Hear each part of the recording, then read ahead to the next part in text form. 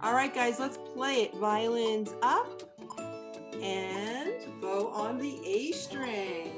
It's a little hard for me to memorize everything. No problem. We're getting better, though, every time we practice, okay? So don't worry about it. Who can play the last two lines of the piece? Kieran.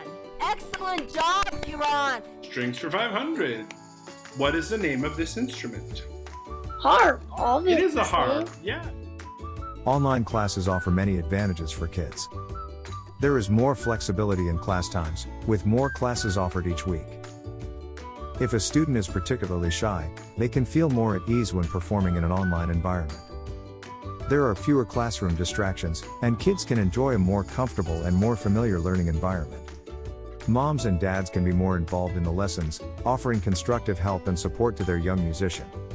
Finally, there is more personalized attention since students can submit videos and get extra help in individualized office hours.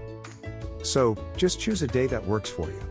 And Children's Music Workshop will try to accommodate your requested lesson day and time. Register now at www.jointheorchestra.com.